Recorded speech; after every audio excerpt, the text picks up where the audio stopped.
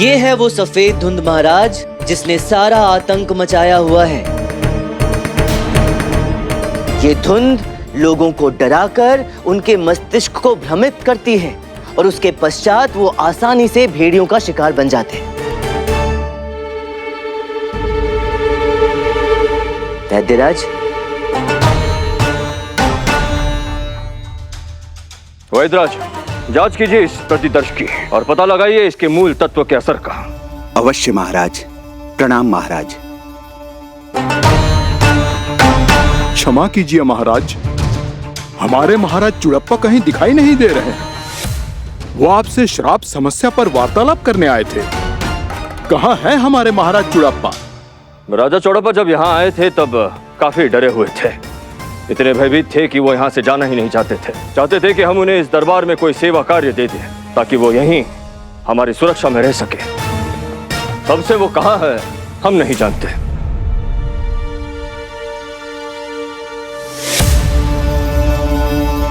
आपके बगल में महाराज।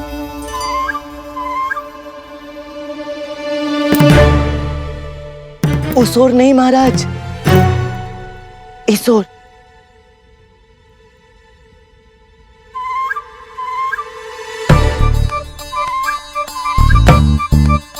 अरे वो पंखा झल रहे हैं। रुक जाइए एक क्षण।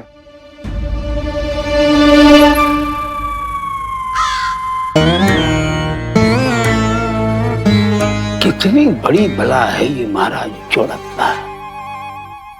खिलाड़ी नरेश, आप यहाँ क्या कर रहे हैं, वो भी इस वेशभूषा में, पंखा हिलाते हुए? महाराज, हम यहीं ठीक हैं। हम आपके कितने बड़े प्रशंसक हैं और इसी बहाने हमें अपने महान सम्राट की सेवा करने का मौका भी मिल रहा है। और महाराज, आप तो जानते ही हैं, हमारे बड़े भाई तिरुमल्लई को मार दिया गया। उसके बाद हमारे सेना प्रमुख सेवप्पा नायक को भी मार दिया गया। अब पक्का हमारी बारी है महाराज। हम पंखा कर लेंगे। अरे खिलाड़ी नरेश, पंखा तो सही दिशा में कीजिए ना। महाराज उधर हैं, पंखा उधर कर रहे हैं आप।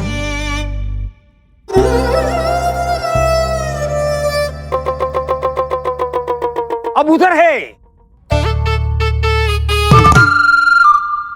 उधर कर दिया। गुरुवर।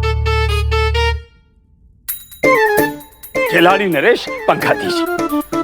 जिसका काम उसी को साझी। लो, आई आई आई। विराज। धन्यवाद गुरुदेव। यहाँ कहाँ महाराज? यहाँ नहीं, वहाँ।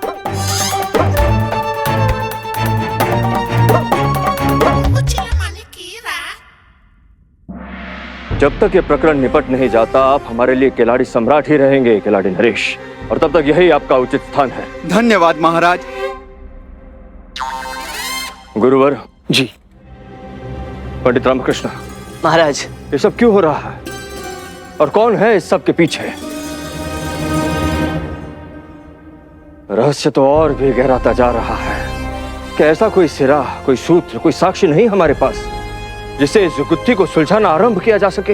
है महाराज, एक ऐसी महत्वपूर्ण कड़ी जो इस पूरे प्रकरण से जुड़ी हुई है। वीरारत्नम महाराज, भूतपूर्व खिलाड़ी सम्राट महाराज तिरुमलाई की पालकी उठाने वाला कहार, भेड़ियों के हमले से बच निकलने वाला एकमात्र प्रत्यक्षदर्शी जिसने उस रात सब कुछ होते हुए देखा। पर वो तो चिर निंद्रा में था ना, अचेत। उसे होश आ गया है गुरुवर। महाराज, मेरी विनती है कि वीरारत्नम को दरबार में बुलाया जाए ताकि वो यहाँ हम सबके सम्मुख बता सके कि हमले वाली रात्रि क्या हुआ था। अनुमति है।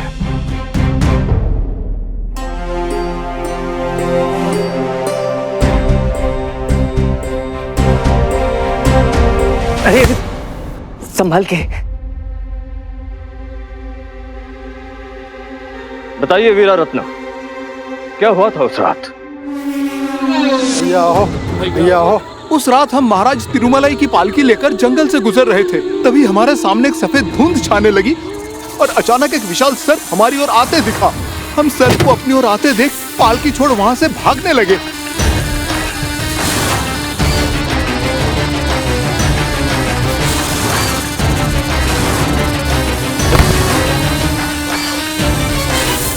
और भागते समय मैं गिर गया, जिससे मेरा सर एक पत्थर से टकरा गया और मैं अचेत हो गया महाराज। उसके पश्चात जो हुआ उसने मेरा होश उड़ा दिया महाराज। क्यों? क्या भेड़िया देख लिया? भेड़िए ने हमला किया? नहीं, भेड़िए ने हमला नहीं किया ना? क्यों हमला नहीं किया? आश्चर्य है। कोई आश्चर्य नहीं है गुरुवर। भेड़िए इन पर या पालकी उठाने वाले किसी पर भी हमला नहीं करते। क्यों? क्यों?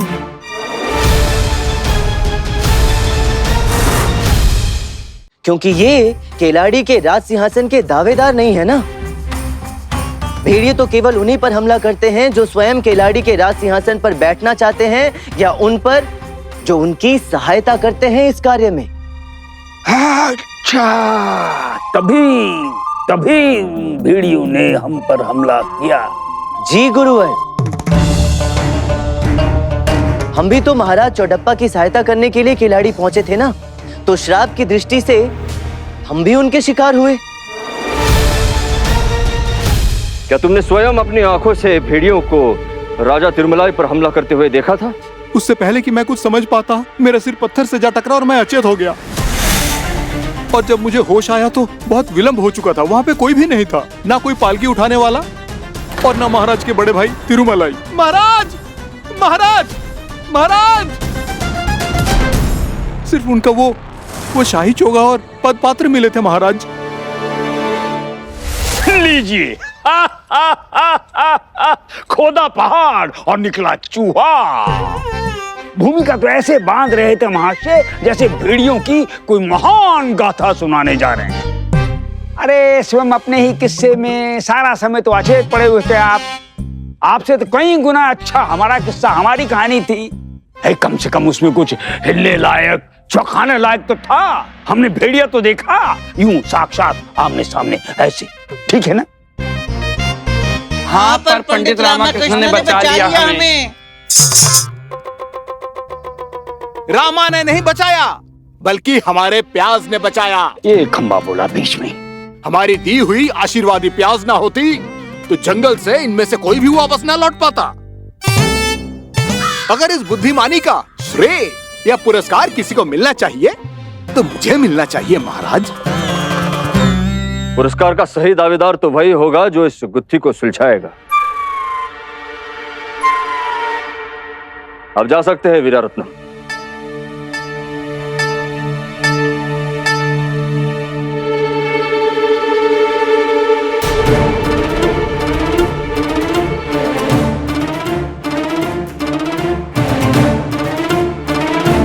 एक क्षण रुकिए।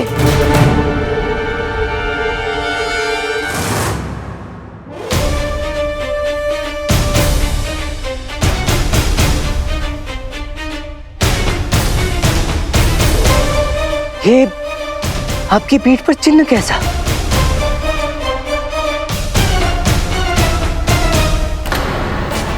ये तो मानव पद चिन्ह है। ऐसा लग रहा है जैसे कोई आपकी पीठ रौंद कर गया हो, और आकार में भी इतना बड़ा है।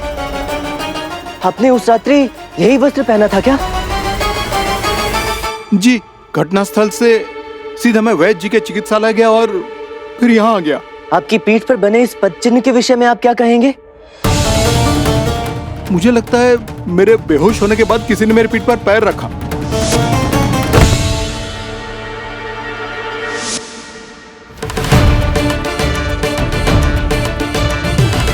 एक क्षण। ये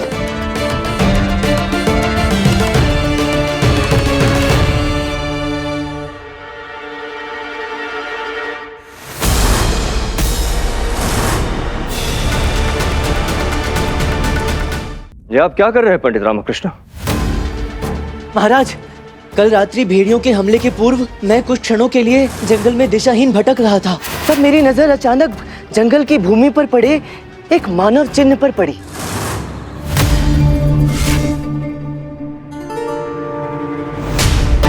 मुझे बड़ा आश्चर्य हुआ कि इतने घने, गहरे, भयानक जंगल में एक मानव का क्या काम। मैंने घास का एक टुकड़ा तोड़ा और उस पद चिन्ह के आकार का माप लिया।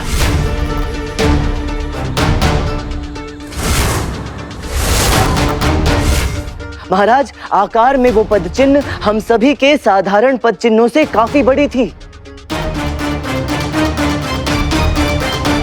और इनके पीठ पर बनी वो पद चिन्ह का आकार भी वैसा ही है। महाराज, वीरा, आप जाकर विश्राम कीजिए। महाराज, मेरे विचार से इस पूरे प्रकरण में कोई मनुष्य संलिप्त है जो इस षड्यंत्र में बराबर का साझेदार है। महाराज, एक ऐसा मनुष्य जिसका कद और आकार हम सबसे बड़ा है, कोई बड़ा, लंबा, तगड़ा, विशालकाय मनुष्य। महाराज,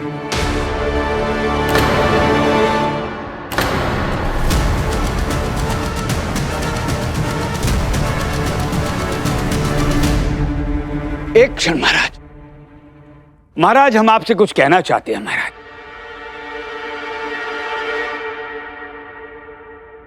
महाराज हमारा आपसे नम्र अनुरोध है कि हमें अभी इसी समय इन दोनों की, यानी ये जो राजतांत्रिक खंबा, अचंबा और ये धर्म सेना है, इनके पद मापने की अनुमति दी जाए। महाराज, अभी के अभी दूध का दूध, पानी का पानी हो जाएगा, क्योंकि हमें कुछ शंका है।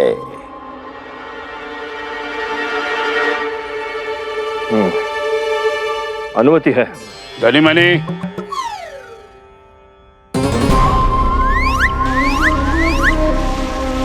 जी गुरुजी।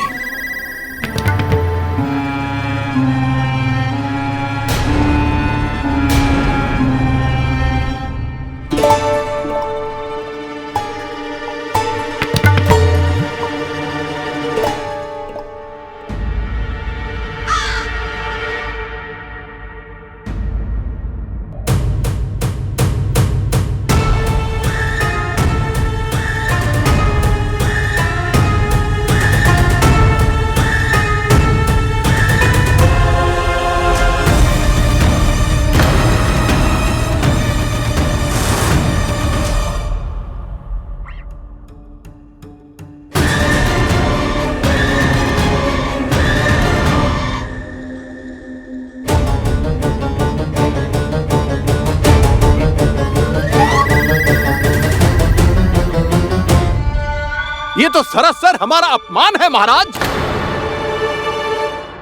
ये साधारण सा पंडित हम पर लांछन लगा रहा है और भरे दरबार में हमको लज्जित कर रहा है, और इसके कुकृत्य को रोकने वाला कोई नहीं है। ये बार बार साधारण साधारण पंडित कहकर हमारे भीतर के भेड़ियों को ना जगा अचंबे, अन्यथा यहाँ सब अचंबित रह जाएंगे कि अचंबा कहाँ गया। एक बार और साधारण पंडित कहा ना, तो यही अभी के अभी भस्म कर देंगे तुम्हें खड़े खड़े और बना देंगे मेंढक, और फिर जिंदगी भर करते रहना किसी नदी तालाब में पड़े हुए। शांत आचार्य, शांत। अतिथि है ये हमारे,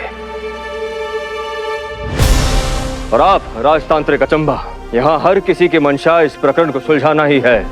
उसकी सीमा में आप ही नहीं, हम सब भी आते हैं, तो कृपया करके इसे व्यक्तिगत न ले और जांच में सहयोग करें। अवश्य महाराज। पंडित रामकृष्ण। महाराज, आगे क्या सोचा है आपने? महाराज, ये प्रकरण वर्षों पहले आरंभ हुआ था एक श्राप से। एक महाराज से असीम प्रेम करने वाली एक चुड़ैल जो ठुकराए जाने का अपमान ना सह सकी, और उसने महाराज को श्राप दे दिया कि उसके भेड़िए उसके इस अपमान का प्रतिशोध लेंगे। जैसे ही कोई खिलाड़ी सिंहासन पर बैठेगा या इस विषय में सोचेगा या इस कार्य में कोई उनकी सहायता करेगा, तो भी ये खूनी भेड़िए उसे जीवित नहीं छोड़ेंगे। तो क्यों ना उस श्राप को एक बार फिर से सच बनाया जाए महाराज?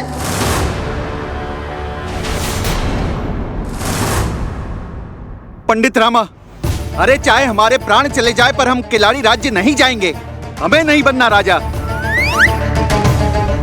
लाइए पंखा दीजिए आप हमें। कहाँ है पंखा? अरे शांत शांत सम्राट चौड़प्पा, शांत। पंडित महोदय, आप हमें इन नामों से बुलाना बंद कीजिए। हमें चुड़प्पा कहिए, चुड़प्पा। रुकिए रुकिए रुकिए रुकिए, आप थोड़ा शांत तो हो जाइए। मैं आपको वापस खिलाड़ी भेजने की बात नहीं कर रहा हूँ आदरणीय चौड़प्पा महाराज। मैं बात कर रहा हूँ एक नए सम्राट की, जो आपके स्थान पर खिलाड़ी के राज सिंहासन पर विराजमान होगा। और जैसे ही वो खिलाड़ी के राज सिंहासन पर बैठेगा, भेड़िए उस पर हमला कर देंगे और फिर हम भेड़ियों को अपने जाल में पकड़ लेंगे। अब प्रश्न ये उठता है कि खिलाड़ी का अगला सम्राट होगा कौन?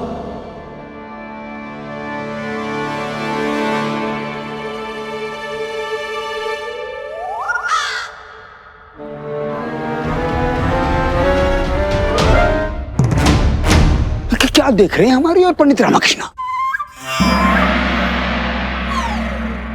ना, हमें नहीं बना राजा वाजा। हम तो बस राजगुरु भले। हम तो स्वप्न में भी राजा बनने की नहीं सोच सकते।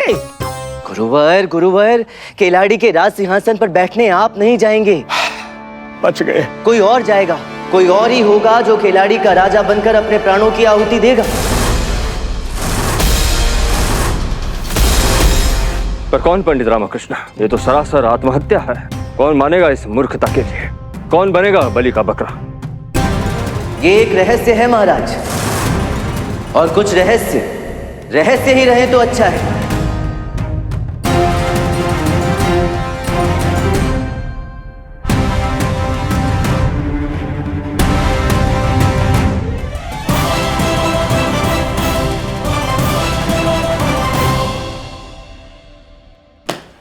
सुनो सुनो सुनो, आवश्यक राजकीय सूचना। जैसा कि आप सब जानते हैं, खिलाड़ी राज्य के भूतपूर्व महाराज आदरणीय श्री चुड़प्पा स्वामी के राज सिंहासन छोड़ने के पश्चात इस राज्य के राज सिंहासन के लिए नए शासक का चुनाव हो गया है।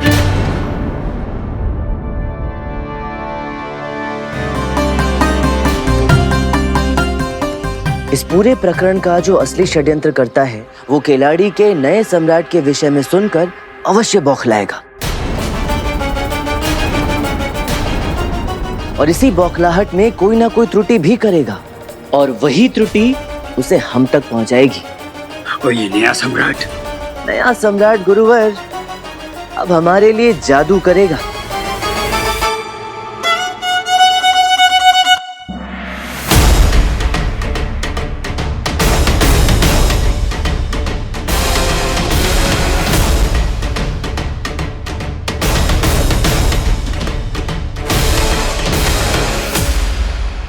धर्मसेना महोदय, उस जाल का क्या हुआ जो मैंने आपसे मांगा था?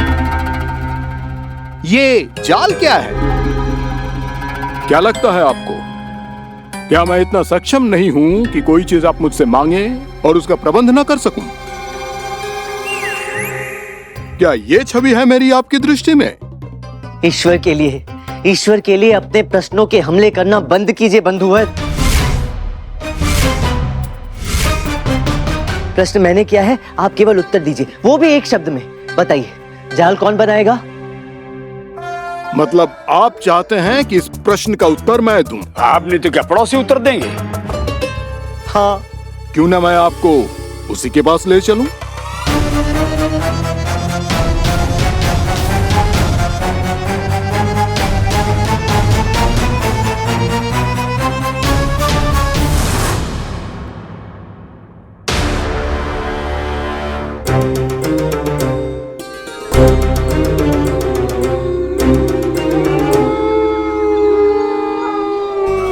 इसके पास इतनी सुंदर और महंगी पालकी है, फिर भी ये सफाई कर्मी का काम कर रहा है। लेकिन क्यों?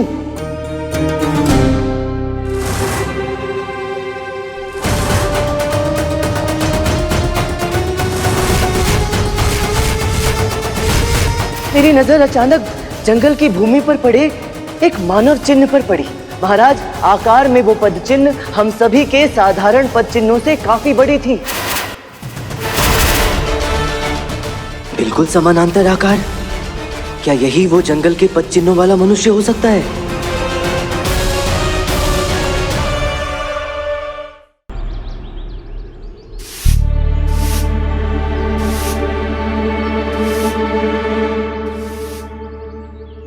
अरे वाह, ओ हो, कितनी सुंदर पालकी है।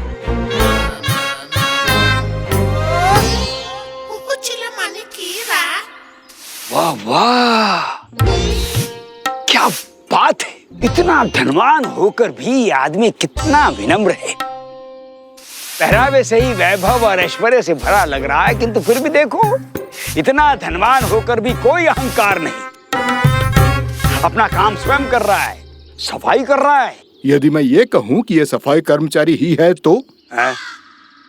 यदि मैं ये कहूँ कि इसे अपने घर के नीचे सोने का घड़ा मिला और रातों रात ये धनवान बन गया, तो क्या आप विश्वास करेंगे? यदि मैं कहूँ कि ये जो पालकी आप देख रहे हैं ये स्वयं इसी की है, तो आप मानेंगे? क्या क्या कहोगे, क्या क्या मनवाओगे, ये बताओ कि ये मुंह लटकाए क्यों खड़ा है?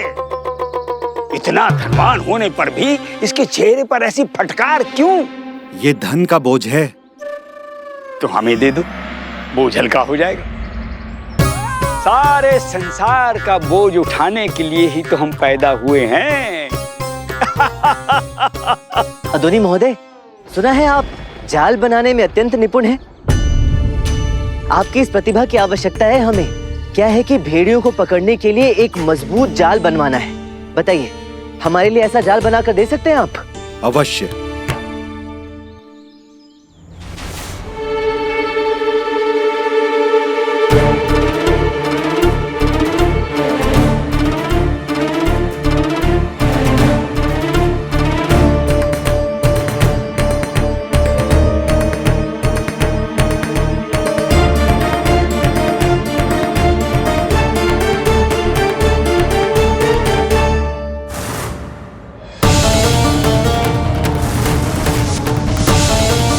बिल्कुल समानांतर आकार। क्या यही वो जंगल के पद चिन्हों वाला मनुष्य हो सकता है?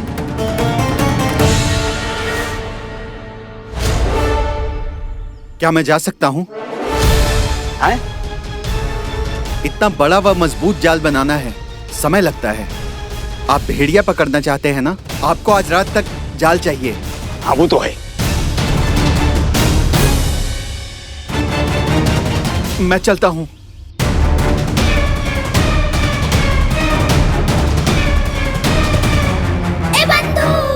सोने का कलश, रातों रात धनवान, एक सफाई कर्मचारी के पास ऐसी महंगी पालकी।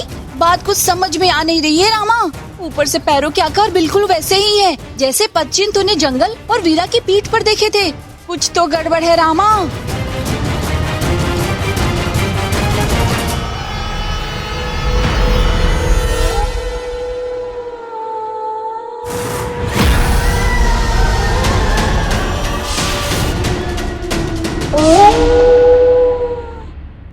ये बात हमें समझ में नहीं आ रही है। आप भेड़ियों को भोजन कराने जा रहे हैं? अरे भेड़ियों को पकड़ने के लिए जा रहे हैं क्या उनके साथ बैठकर शांति वार्ता करने? और है क्या इस भोजन के पात्र में? कटहल की सब्जी है? उन खूनी आदमखोर भेड़ियों को ये कटहल की सब्जी खिलाने जा रहे हैं आप? क्या है ये सब? काश कि मैं आपको बता पाता, किंतु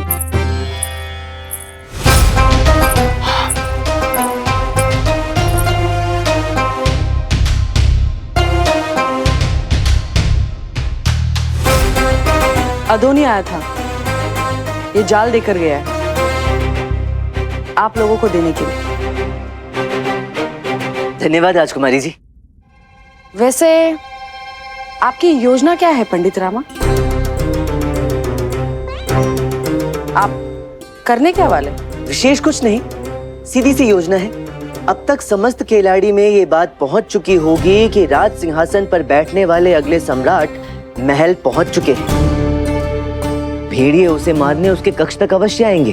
बस जैसे ही भेड़िए आएंगे, मैं जाल का उत्तोलक खींचकर उन्हें जाल में फंसाकर पकड़ लूंगा। उसके पश्चात शारदा के हाथ की बनी ये कटहल की सब्जी उन्हें आराम से खिलाऊंगा। किंतु कटहल की सब्जी क्यों? हम भी अभी यही पूछे थे इनसे।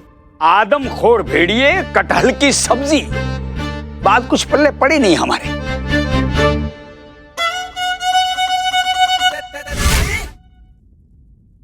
ये क्या है? ये हमने स्वयं अपने हाथों से विशेष कटहल की सब्जी बनाई है, जिसमें विशेष प्रेम गंधा जड़ी बूटी का मिश्रण है।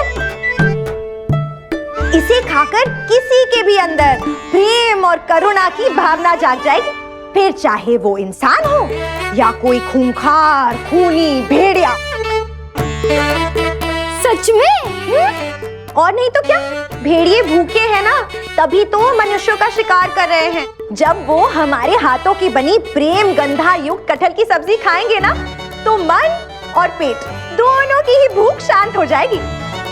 क्योंकि जानवर भी प्रेम की भाषा समझते हैं, चाहे कितने भी खतरनाक क्यों ना हो। देखा अम्मा, मेरी शारदा कितनी भोली है। पगली, ऐसा थोड़ी ना कहीं होता है।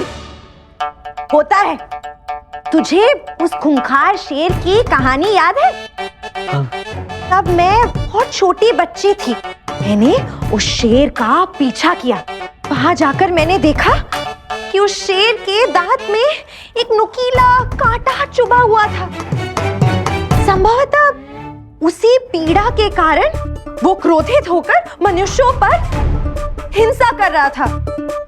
मैंने हिम्मत दिखाई और उसके पास जाकर उसके दांत से मैंने वो नुकीला कांटा निकाल कर फेंक दिया। शेर उस पीड़ा से मुक्त हो गया और फिर कभी उसने किसी मनुष्य को कोई हानि नहीं पहुंचाई। और फिर हम दोनों में मित्रता हो गई। शारदा बिल्कुल ठीक कह रही है, जब प्रेम की जीत होती है तो सारी हिंसा घृणा सब भाग जाती है। सही कहा अम्मा, प्रेम ही सही उत्तर है।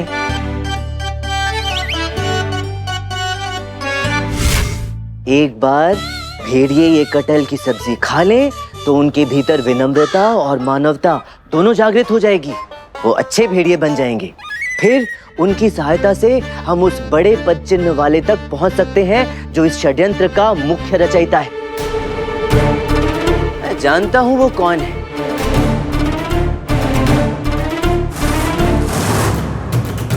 मैं जानता हूं वो कौन है, किंतु मैं चाहता हूं कि भेड़िए मुझे उन तक पहुंचाए। बड़े पैर वाला वो संदिग्ध जिस पर मुझे संदेह है। लिख कर ले लीजिए आप मुझसे, आपकी ये योजना 100% असफल होने वाली है। चलिए, सबसे पहले तो आप मुझे नाम बताइए उस नए शासक का जो अपने प्राण जोखिम में डाल रहा है। क्षमा कीजिए आचार्य, किंतु इस प्रकार एक निर्दोष के प्राण जोखिम में डालना उचित है? संभवतः खिलाड़ी के अगले शासक को इस बात से कोई आपत्ति नहीं है। क्या? आइए खिलाड़ी के अगले शासक से मिलवाता हूँ।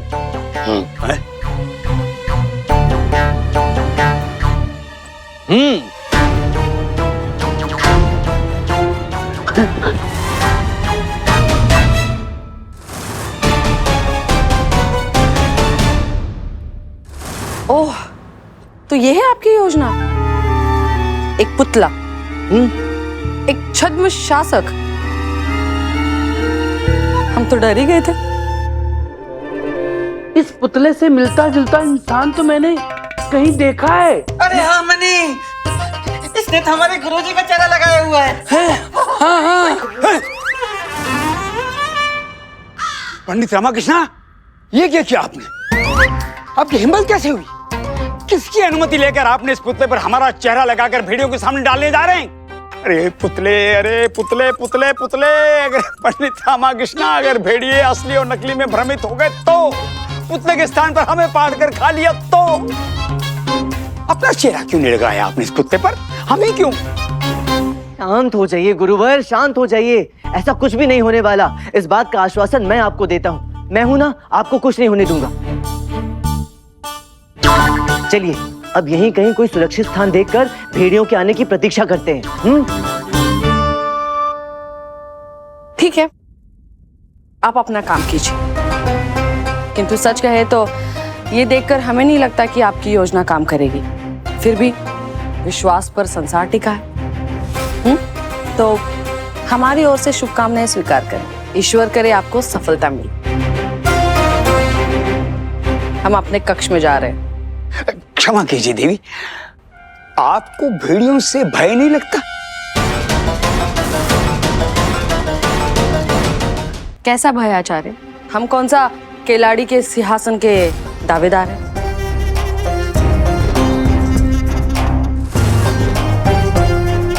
और कौन चाहेगा कि एक महिला राज सिंहासन संभाले? तो आप हमारी ओर से तो निश्चित ही रहिए, हमें कुछ नहीं होगा। हम चलते। शुभ रात्रि।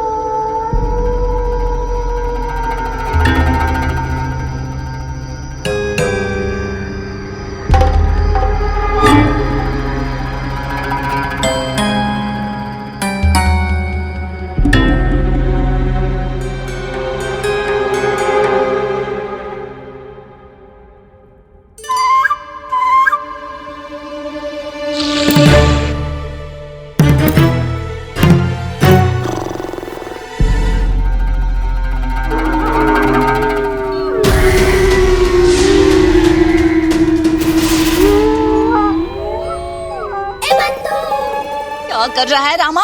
जाग और इन्हें भी जगा कर रख, अन्यथा इनकी नींद का संक्रमण तुझे भी लग जाएगा और अन्यथा सबके प्राण संकट में पड़ जाएंगे। हाँ बंधु, किंतु कैसे? 3 दिनों से बेचारे कोई सोए नहीं हैं। क्या बोलकर जगाऊं? क्या करूं? हाँ,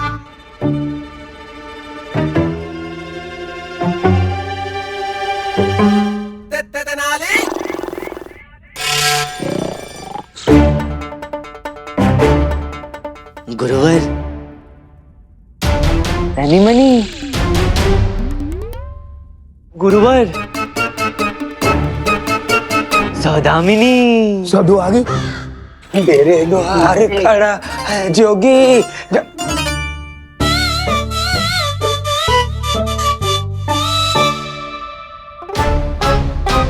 कुछ खेलते हैं ना गुरुवर?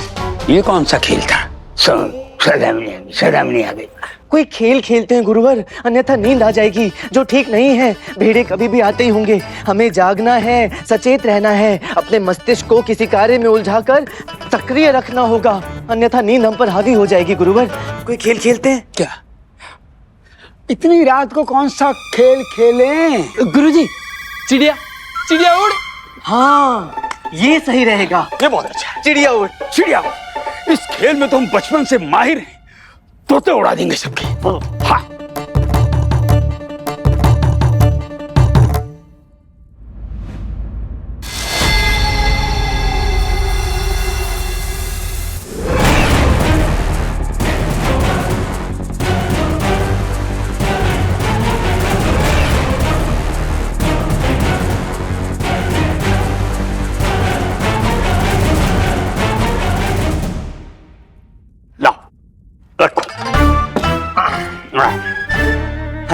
रखो अपनी अपनी उंगली। सबसे पहले हम चिड़िया उड़, कौवा उड़, तोता उड़।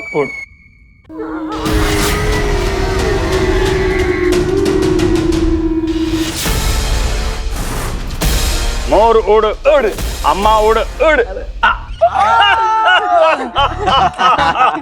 गुरुजी, गलती।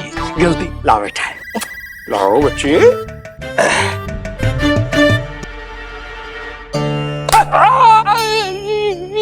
आराम से गुरुवर। आराम से क्यों? खेल तो खेल होता है, हैं? हारा है ये मूर्ख, अब इसको भी तो हार को हार की तरह लेना चाहिए ना, हैं? संभाल कर खेलिए। आराम से।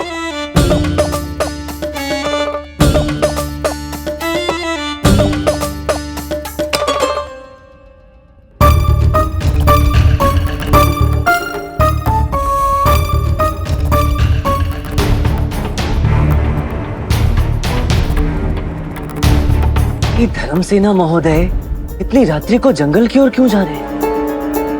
अरे रामा जल्दी आओ, खेल को जारी रखना है।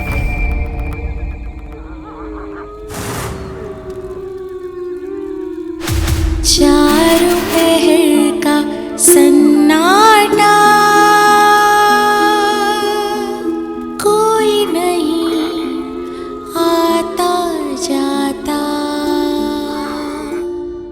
ये जंगल है एक दलदल, अंत तेरा आज नहीं तो कल, ध्यान रहे तो जान रहे, ध्यान रहे तो जान रहे। दिया उड़, नींद उड़। आप हार गए। फंस गए गुरुजी। नींद तो उड़ सकती है ना। लेकिन मैं किन्नी हार था गेला हाँ? पंडित रामाकृष्ण जी, मैं मारूं? मैं मारी।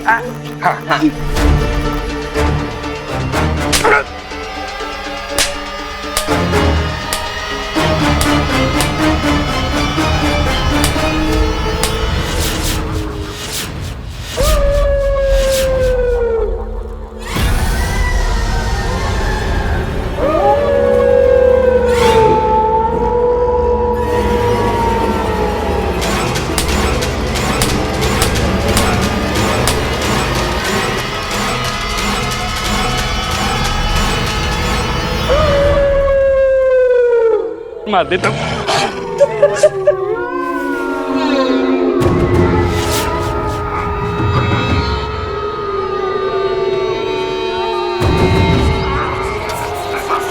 जिसकी प्रतीक्षा थी वो आ गए। अच्छा हुआ आ गए, नहीं तो इन कमबख्तों ने तो हाथ तोड़ ही डाला था।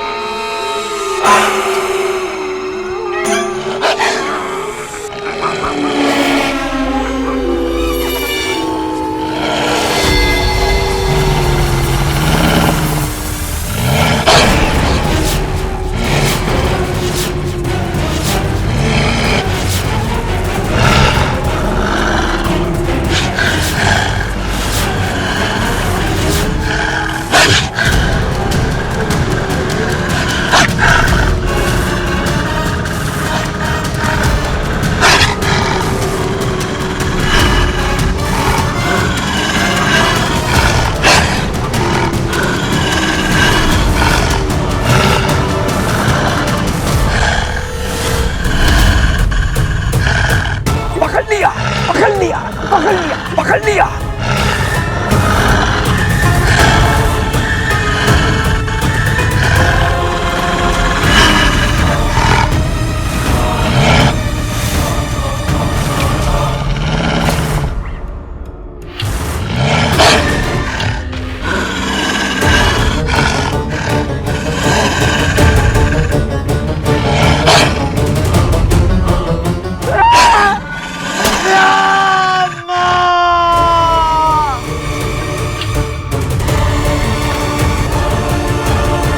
रामा मर गए। पंडित रामा मर मर ये तो ठीक है।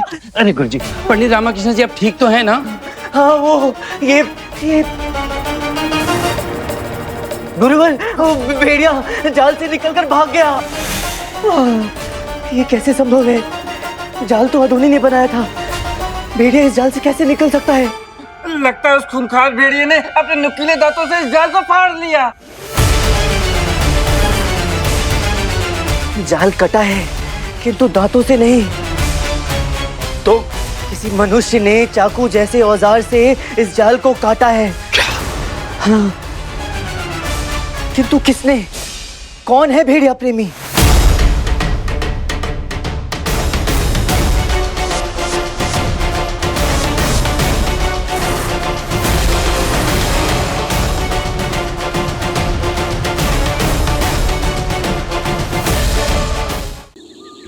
किसी ने जानबूझकर इस जाल को काटा है, किंतु कौन हो सकता है वो? अदोनी, वही अदोनी जिसने जाल बनाया था। राजकुमारी वसुधा क्यों नहीं? गुरुवर, मैंने अभी राजकुमारी वसुधा को बाहर जंगल की ओर जाते हुए देखा था।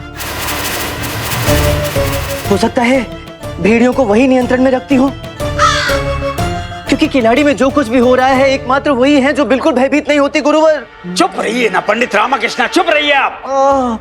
आपकी इस मूर्खतापूर्ण योजना के कारण पूरी रात काली हो गई। भेड़िया मूर्ख बना के भाग गया। अभी अभी मैंने भेड़ियों को भागते हुए देखा। आप सब ठीक तो हैं? हाँ, तो इस जाल में आपने भेड़ियों को पकड़ लिया था और भेड़िया इस जाल को काट के यहाँ से भागने में सफल भी रहा। हाँ, इस जाल की कृपा से जिसने भेड़ी का काम आसान कर दिया। ये तो भेड़िए के पंजे का निशान है, तो भेड़िए ने आपको घायल कर दिया।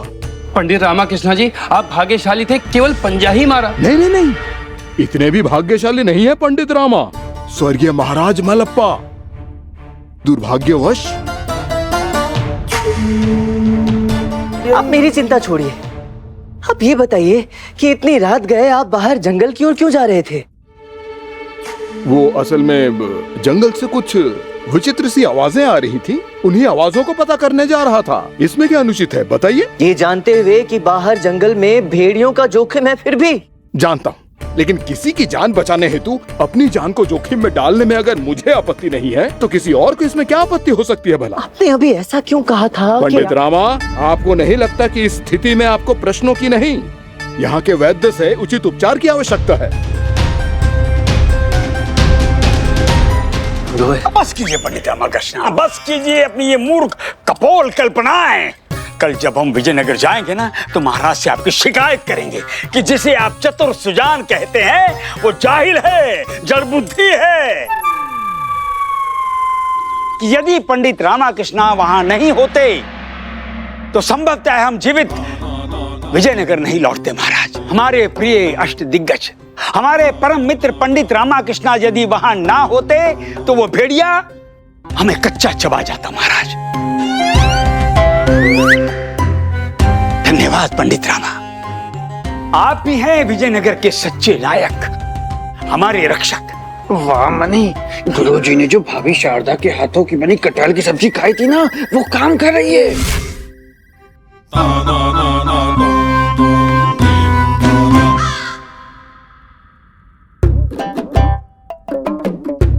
पंडित रामकृष्ण सच में बहुत अच्छे इंसान है। कौवे के मुंह से कोयल की आवाज, पंडित रामकृष्ण की तारीफ। सच कहे महाराज, यदि केलाड़ी राज्य का सिंहासन श्रापित ना होता तो हम यही कहते कि केलाड़ी राज्य के सिंहासन के लिए सबसे उपयुक्त यदि कोई है तो यही है हमारे होनहार बुद्धिजीवी पंडित रामा। यही हैं उस पद के सच्चे पात्र।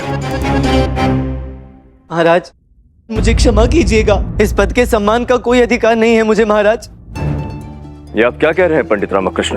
और क्या कहूँ महाराज, दो बार आपने मुझ पर विश्वास करके मुझे केलाड़ी भेजा और मैं दोनों बार वहां से असफल लौटा। किंतु आप पूरी तरह असफल भी नहीं लौटे हैं पंडित रामकृष्ण।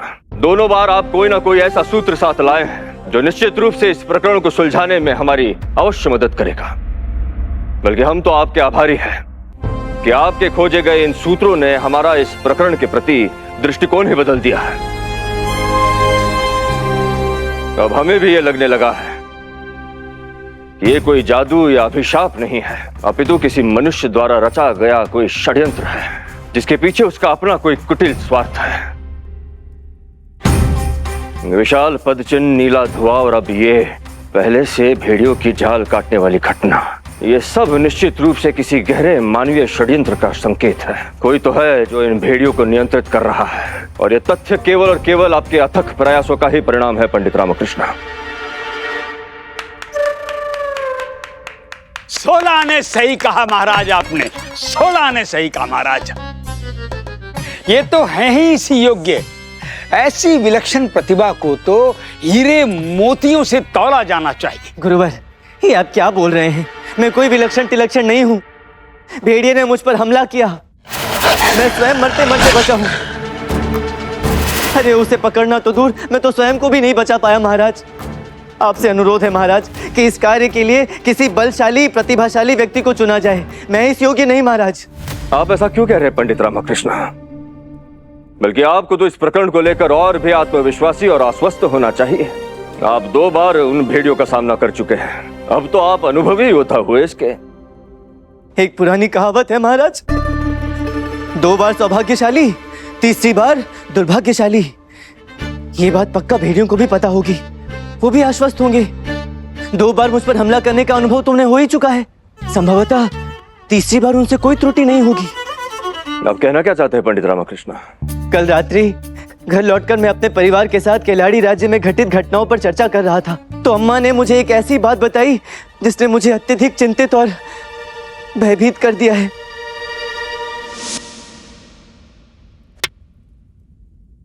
ये ठीक नहीं है। ये लो, स्वयं लेप लगाने का हट कर रही थी, अब स्वयं ही कह रही हो कि ठीक नहीं है। हे नालायक, मैं लेप की बात नहीं कर रही, मैं तो इन खरोचों की बात कर रही हूँ जो उन भेड़ियों ने तुझ पर लगाया है। तो इनका क्या? हे, तुझे वो खूंखार लंगड़ा शेर की कहानी याद है? अरे तुम भूलने कहाँ देती हो, हर दूसरे प्रसंग में तो तुम्हारा भूखा शेर आ जाता है। वो शेर भी ऐसे ही करता था, जब उसका पेट भर जाता था वो भी अपने शिकार की पीठ पर ऐसा ही चिन्ह लगाकर चला जाता था। फिर अगले दिन जब उसे भूख लगती थी तो फिर आकर अपना आधा छोड़ा शिकार को पकड़कर पूरा खा जाता। ये मानव भक्षी पशुओं की प्रवृत्ति होती है। क्या बात कर रही हो अम्मा? ठीक वैसे ही तू उनका अगला निशाना है रामा। वो तेरी प्रतीक्षा कर रहे हैं। यदि तू वापस केलाड़ी गया तो वो मानव भक्षी भेड़िए तेरे रक्त की एक एक बूंद निकाल कर पी जाएंगे। 2 बार सौभाग्यशाली, तीसरी बार दुर्भाग्यशाली। अब श्राप सच्चा हो या झूठा, भेड़िए तो असली है ना महाराज? उनका हमला भी असली है। भेड़िए ने कहा ये तुम्हारा क्षेत्र है, तुम्हें तो बाद में देखूंगा। नहीं नहीं नहीं नहीं नहीं नहीं, नहीं। महाराज, दोबारा खिलाड़ी जाना अर्थात फंदा स्वयं अपने हाथों से अपने गले में पहनना। वीरता और मूर्खता में कुछ तो अंतर होना चाहिए ना महाराज? हमने भी तो यही कहा था महाराज, बिल्कुल यही कहा था आते ही। पंडित रामा की माता जी भी ठीक कह रही हैं। स्मरण कीजिए हमारे स्वर्गीय पूर्वज महाराज मलप्पा का। इस श्राप की शुरुआत महाराज मलप्पा से ही हुई थी। महाराज, भेड़िए रात को आकर निशान छोड़कर गए और अगले दिन आकर मार दिया महाराज, हमारे महाराज मलप्पा को।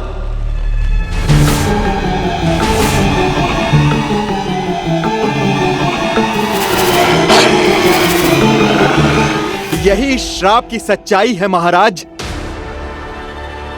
जो भी भेड़ियों से खरोचा जाएगा वो मारा जाएगा।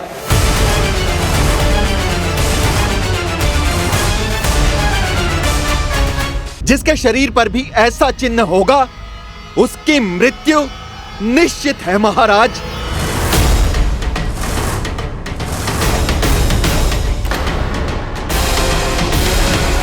इतने भी भाग्यशाली नहीं है पंडित रामा। स्वर्गीय महाराज मलप्पा, उनका भी दुर्भाग्यवश। तभी धर्मसेना महोदय मुझसे इस दुर्भाग्य वाली बात को करना चाहते थे। क्या अब भी आप मुझे इस कार्य को जारी रखने को कहेंगे महाराज, ये जानते हुए कि वहां मेरी मृत्यु निश्चित मेरी प्रतीक्षा कर रही है? तो अब कौन है वो जो केलाड़ी जाकर इस प्रकरण को सुलझाने का साहस कर सकता है? मृत्यु के जबड़े से सत्य को खींचकर बाहर निकालने का बीड़ा उठा सकता है? कौन?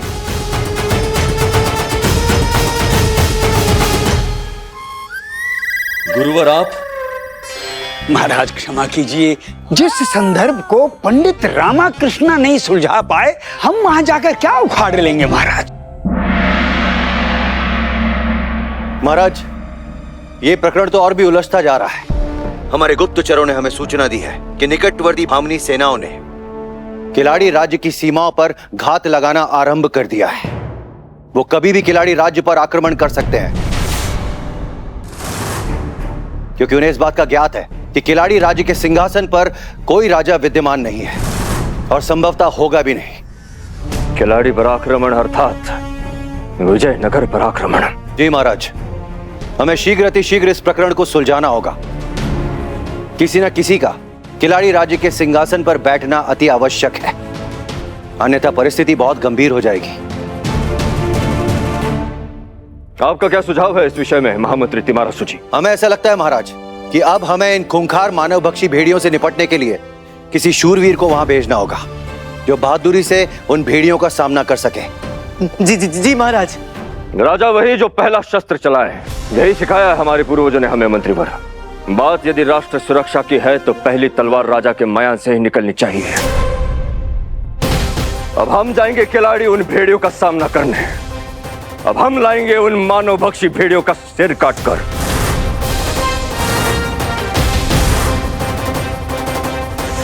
और आप पंडित रामकृष्ण, आप हमारे साथ चलेंगे।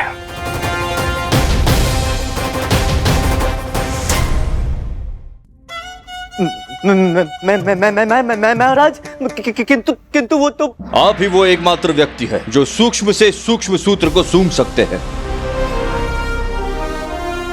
और संदिग्धों के विषय में भी आप ही सबसे अधिक जानते हैं। इसलिए चलिए हमारे साथ, निकालते हैं खोदकर इस षड्यंत्र की तह से सत्य की वास्तविक जड़। घबराइए नहीं पंडित रामकृष्ण, हम आपको आश्वस्त करते हैं, चाहे जो हो जाए हम आपको कुछ नहीं होने देंगे। उचित है महाराज, जैसी आपकी आज्ञा। हाँ पंडित रामा, ये तो संपूर्ण संसार जानता है कि हमारे महाराज कृष्णदेव राय का आश्वासन ही उनका वचन है, और फिर हम भी तो आपके साथ। नहीं मंत्रीवर, हमारे लौटने तक आप विजयनगर का दायित्व संभालेंगे, आप यहीं रहेंगे। हम और किसी पर विश्वास नहीं कर सकते हैं। पंडित रामकृष्ण, आरंभ करेंगे किलाड़ी के जंगलों से। पता लगाना होगा कि आखिर भेड़ियों को भगाने में किसका हाथ था, भेड़ियों का जाल किसने काटा। एक बार वो हाथ लग गया तो आधी गुत्थी तो वैसे ही सुलझ जाएगी। जी महाराज। अति उत्तम विचार महाराज, अति उत्तम विचार। हमें पूर्ण विश्वास है कि आप और पंडित रामकृष्ण इस श्राप का समापन करके ही लौटेंगे। हमारी अनेकों अनेक ढेरों ढेरों शुभकामनाएं आप दोनों के साथ हैं। मां काली आप दोनों की रक्षा करें।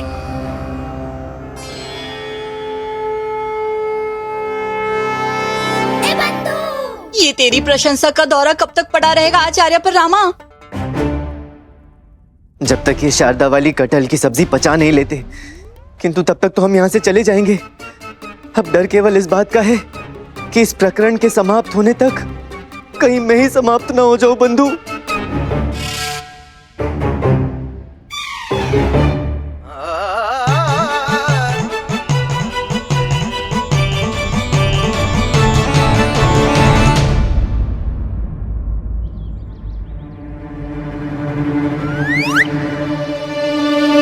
ये आप क्या कर रहे हैं पंडित रामकृष्ण?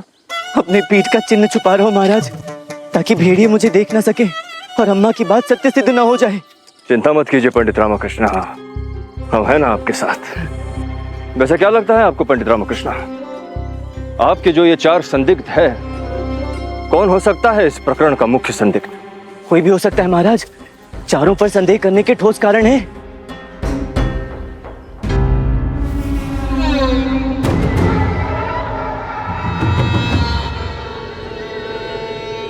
ये क्या है पंडित रामकृष्ण? महाराज, यहाँ की मिट्टी थोड़ी उबड़ खाबड़ लगती है, जैसे अभी अभी यहाँ किसी ने खुदाई की हो। चारों पहर का सन्नाटा,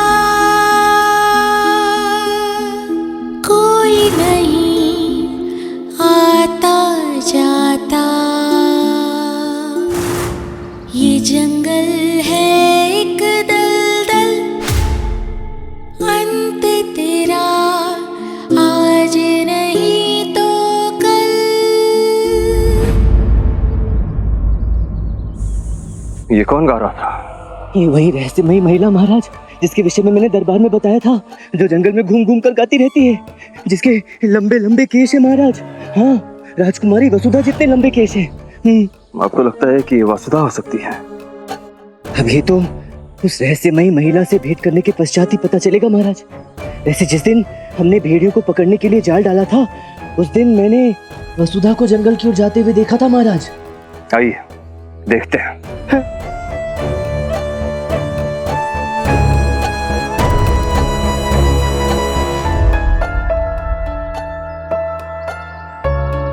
सावधानी से महाराज, वो चुड़ैल भी हो सकती है।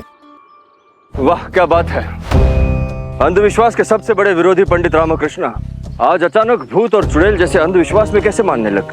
बुद्धि से तो अब भी नहीं मानता महाराज, किंतु इस हृदय का क्या करूं जो कोलू की तरह धड़ धड़ धड़ धड़ कर रहा है, जिसमें से एक ही आवाज आ रही है, सावधान रामा, चुड़ैल से सावधान, भेड़ी से सावधान, सावधान। तो आइए पता करते हैं।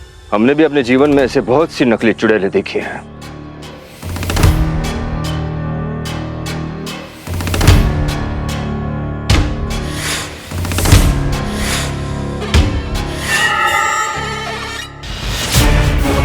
वो देखिए पंडित रामकृष्ण, आइए उसका पीछा करते हैं। आइए पंडित रामकृष्ण। महाराज रुकिए।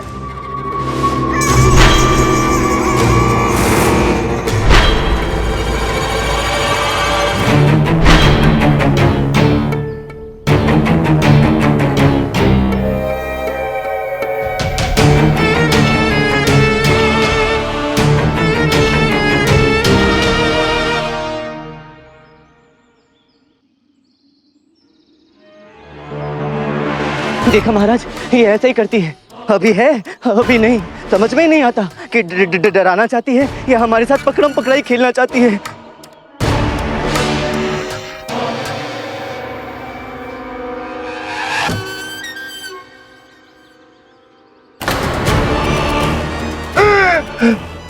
क्या हुआ?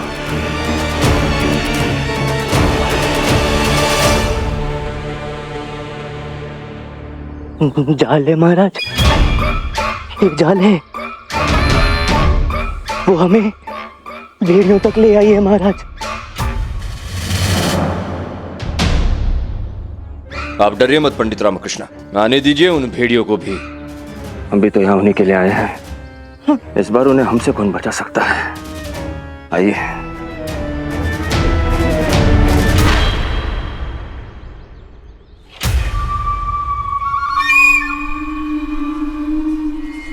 ओह, यही तो वो नहर है महाराज, जहां तक मैं गुरुवर और धनीमनी पहुंचे थे उस दिन। इस रास्ते का अंत यहाँ होता है और वो नहर का शीर्ष है महाराज। और वो वहां उस स्थान पर भेड़िए ने हम पर हमला किया था महाराज, और अपने प्राण बचाने हेतु हम उस वृक्ष के ऊपर चढ़कर बैठे थे। हमारे विचार से हमें आगे बढ़ते रहना चाहिए पंडित रामकृष्ण। भेड़िए नहर पार करके उस छोर से इस छोर भी तो आ सकते हैं। हमें जल्द से जल्द उस छोर तक पहुंचना चाहिए। क्या कर रहे हैं महाराज? क्यों मुझे उन नरभक्षी भेड़ियों का अगला शिकार बना रहे हैं? इनका क्या? चिन्ह तो मेरी पीठ पर बनाया है ना उन्होंने। क्या हुआ पंडित रामकृष्ण, आप भयभीत नजर आ रहे हैं? हमने कहा था ना आपसे, हम हैं आपके साथ।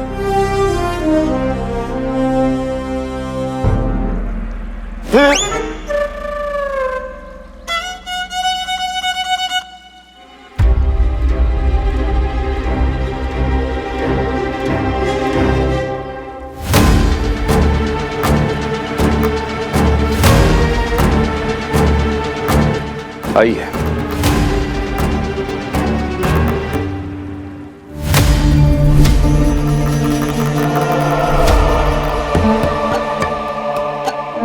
महाराज, महाराज, बंदर शोर मचा रहे हैं। हाँ तो? जब भी भेड़िए आसपास होते हैं बंदर इसी प्रकार चिल्लाकर शोर मचाते हैं। भेड़िए आसपास ही है महाराज, यहाँ रुकना खतरे से खाली नहीं। वापस लौट चलते हैं ना महाराज, चलिए ना। आगे बढ़ते रहिए पंडित रामकृष्ण, हम यहाँ लौटने के लिए नहीं आए हैं।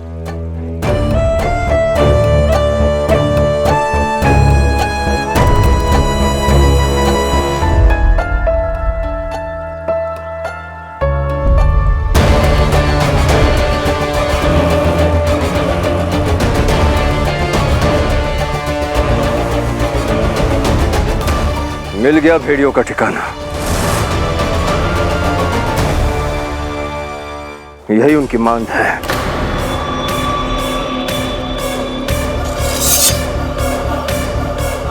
आइए भीतर चलते हैं।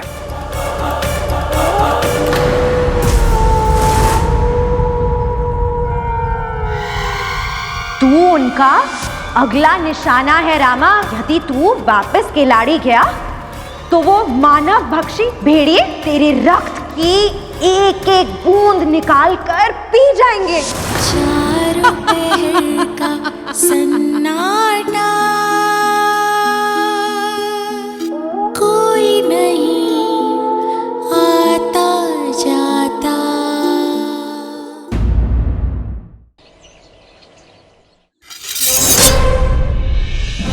आइए भीतर चलते हैं।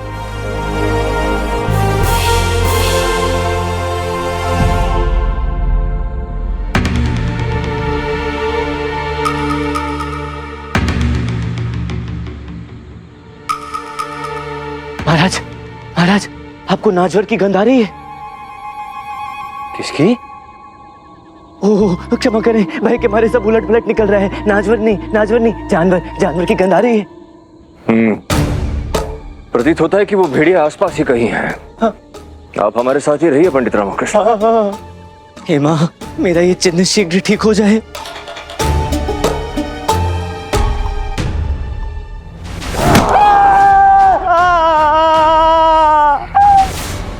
नहीं छोड़ूंगा। तीसरा दुर्भाग्य महाराज, मैंने कहा था तीसरा दुर्भाग्य। शिवप्पू महोदय, आप जीवित हैं? अरे आप तो। नहीं छोड़ूंगा, मैं तुम्हें नहीं जाने दूंगा। पंडित रामकृष्ण बचिए। नहीं महाराज, इन्हें मत मारिए। ये शिवप्पा महोदय हैं, किलाड़ी के सेना प्रमुख। यदि ऐसा है तो ये आप पर आक्रमण क्यों कर रहे हैं? मैं तुम्हें भी नहीं छोड़ूंगा। अरे शिवप्पा महोदय, क्या हो गया है आपको? होश में आइए। ये हमारे विजयनगर सम्राट श्री कृष्णदेव राय हैं, हम सबके महाराज। अरे कौन श्री कृष्णदेव राय? मैं किसी कृष्णदेव राय को नहीं जानता। तुम कौन हो मुझे ज्ञान देने वाले? मैं रामा। कौन रामा? आप मुझे कैसे भूल सकते हैं? अरे याद नहीं, आप ही तो थे जो मुझे जंगल में लेकर गए थे, जहाँ पे हमने वो भेड़िया देखा था, रहस्यमयी गीत गाती हुई स्त्री देखी थी। याद आया? याद आया? नहीं नहीं। और ये सेवप्पा सेवप्पा क्या लगा रखा है? कौन सेवप्पा? कैसा सेवप्पा? आप ही तो हैं सेवप्पा। मैं सेवप्पा हूँ? मैं सेवप्पा हूँ? मैं सेवप्पा हूँ? मैं सेवप्पा हूँ? स्मरण शक्ति गई महाराज। हाँ, मेरी स्मरण शक्ति गई। मैं अपनी स्मरण शक्ति खो बैठा हूँ। मेरी स्मरण शक्ति गई। ये बताइए, अंतिम बात कौन सी स्मरण है आपको? अंतिम बात? हाँ, मुझे अंतिम बात कौन सी स्मरण है? तो मैंने आपसे पूछा है। हाँ, मुझसे अंतिम बात मुझे स्मरण है। मैं जंगल में था और जंगल में किसी ने मुझ पर हमला किया और मैं अचेत हो गया। और अचेत होकर फिर जब होश आया तो मैंने देखा इस गुफा में मुझे किसी ने बांध कर रखा है और मैं अपने बंधन छुड़ाकर यहाँ से भाग रहा था। तब मुझे आप दोनों जन दिखे और मैंने समझा कि आप लोग मेरे अपहरण करता हो, इसलिए मैंने आप पर हमला किया। अपहरण करता? हाँ। हम दोनों आपको अपहरण करता लगते हैं? हाँ। जाने दीजिए पंडित रामकृष्ण, ये बेचारा तो स्वयं स्मरण भंवर में गोते लगा रहा है। इसे भी अपने साथ लिए चलते हैं। सेनापति सेवप्पा। हाँ। आपके रक्षण के लिए हम भी आपके आक्रमणकर्ताओं को ही पकड़ने आए हैं। अच्छा, ये स्मरण है कि आप पर जिसने हमला किया था वो स्त्री थी या पुरुष? तो आपको लगता है अगर वो स्त्री होती तो मुझे स्मरण रहता, लेकिन अगर वो पुरुष है तो मुझे स्मरण नहीं होगा? पता नहीं क्या हो गया महाराज, सब सुध बुध खो बैठे हैं।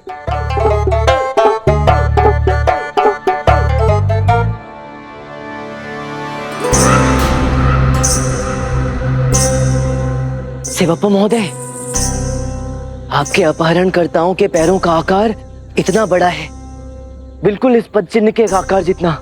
देखिए, ध्यान से देखिए। इन्हें देखकर स्मरण हुआ कि आप पर किसने हमला किया था? हाँ, मुझे याद आ गया। याद आ गया महाराज। कौन था वो? कि मुझे कुछ याद नहीं है।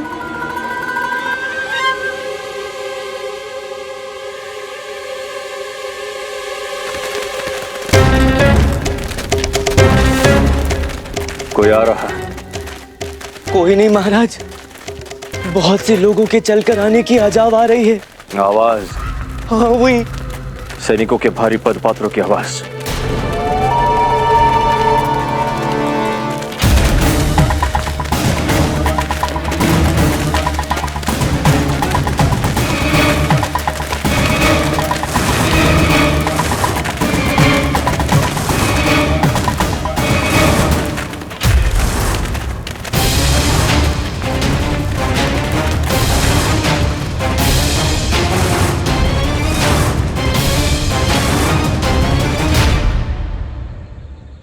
बहमनी सैनिक। आभास तो था इन लोगों के आने का, किंतु इतनी जल्दी घुस जाएंगे ये नहीं पता था। बड़ी भूल की है तुम लोगों ने केलाड़ी के भूमि पर अपने अपवित्र कदम रखने की। अब तुम्हारे रक्त से ही इस पवित्र भूमि का शुद्धिकरण होगा। महाराज, महाराज, ये आपका दृष्टिभ्रम है। आपके गहरे भीतर मन में बैठा आपका सबसे भयानक भय, जो वास्तविकता का रूप धारण करके दिखाई देने लगता है।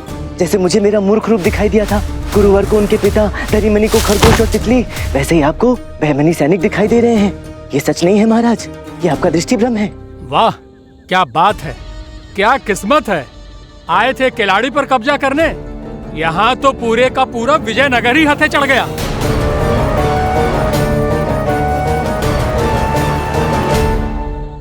विजयनगर सम्राट श्री कृष्ण देव राय खुद खड़े हैं हमारे सामने। इससे अच्छा तोहफा और क्या होगा बहमनी सुल्तानों के लिए। ये सच नहीं है महाराज, ये छलावा है, आंखों का छल है। ये छल नहीं है पंडित रामकृष्ण, क्योंकि ये बहमनी हमारे लिए कभी भय थे ही नहीं। भयभीत तो इन्हें हमसे होना चाहिए। और सबसे बड़ी बात यह है, यदि ये हमारी दृष्टि का भ्रम होता तो केवल हमें दिखाई देते, आप दोनों को नहीं। आपको ये बहमनी सैनिक दिखाई दे रहे हैं?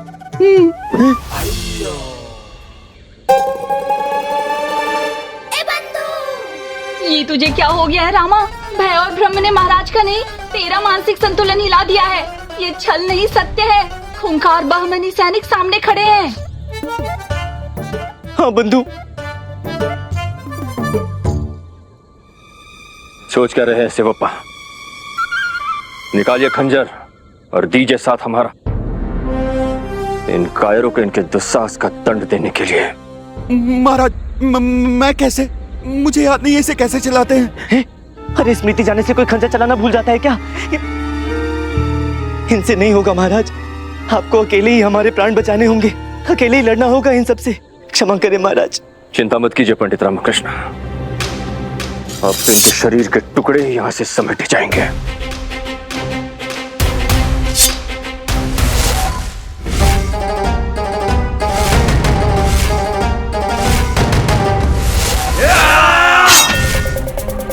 बचिए महाराज।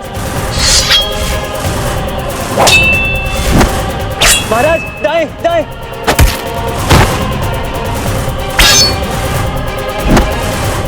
महाराज उधर।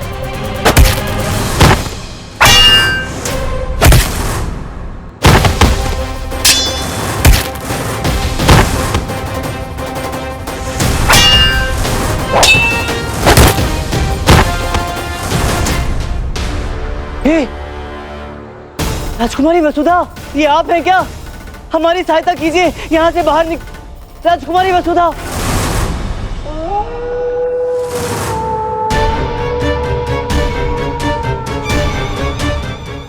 हम सबके सब मरेंगे, हम भागो यहाँ से।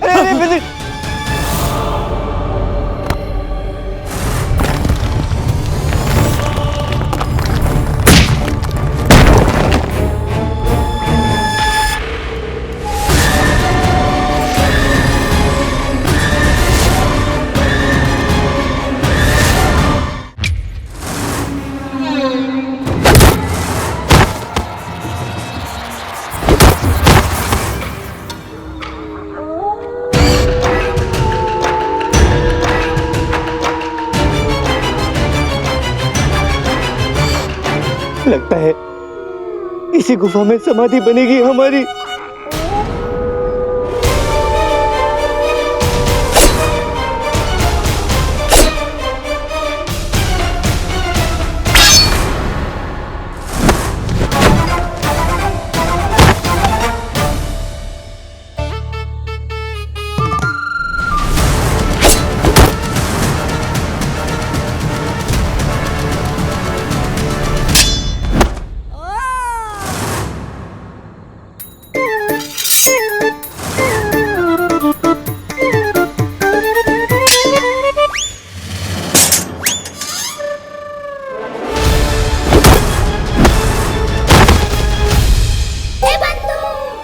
क्या कर रहा है तू रामा? तू शास्त्रों का ज्ञाता है, शस्त्रों का नहीं। ये युद्ध हिंसा तेरा काम नहीं।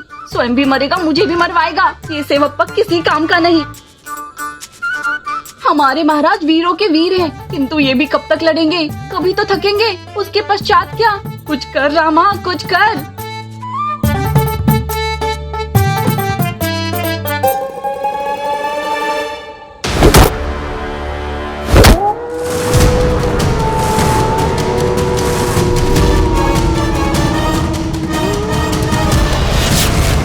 लगता है भेड़िए इसी ओर आ रहे हैं।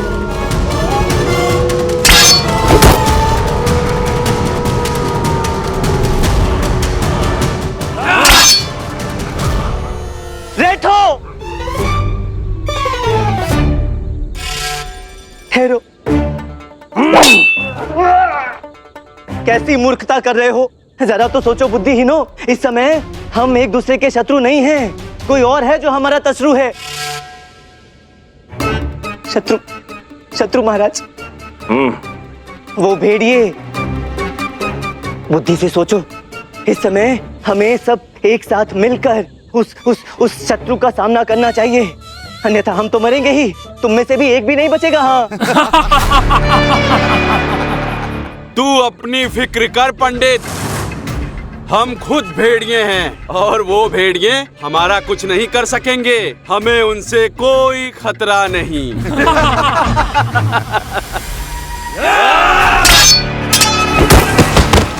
इन्हें तो भेड़ियों का भी भय नहीं है। इतने आत्मविश्वास से कह रहे थे जैसे नाचते हो। जानते हो कि भेड़िए इन्हें कुछ भी नहीं करेंगे, जैसे भेड़िए इन्हीं की योजना का हिस्सा हो। यदि ऐसा है तो महाराज और मंत्रीवर का अनुमान सही है। भेड़ियों के रहस्य में ये बहमनी सम्मिलित हैं, और यदि ऐसा है तो ये विजयनगर के लिए बहुत ही भंगीर समस्या है। गंभीर समस्या है।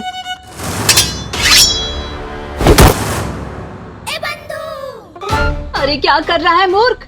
भविष्य तो बाद में भी सोच सकता है। अभी बचा स्वयं को और महाराज को भी। उन्हें तेरी आवश्यकता है। हाँ पता है, किंतु कैसे? क्या करूं? कैसे करूं? एक तरफ पैनिक है, दूसरी तरफ सत्थर। एक तरफ सैनिक है, दूसरी तरफ पत्थर। तू ही कहता है ना कि जब सारे मार्ग बंद हो जाते तब भी एक मार्ग खुला होता है, उसका उपयोग करना।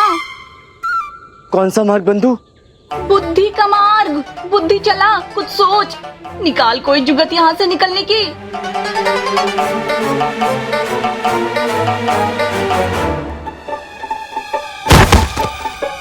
सूझा।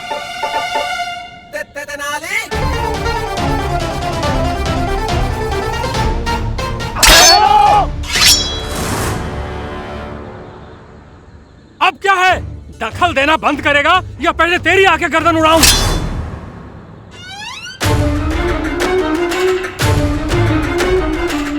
वही तो। आता क्या है तुम लोगों को इसके सिवा? गर्दन काट दूं, तलवार चला दूं, रक्त बहा दूं।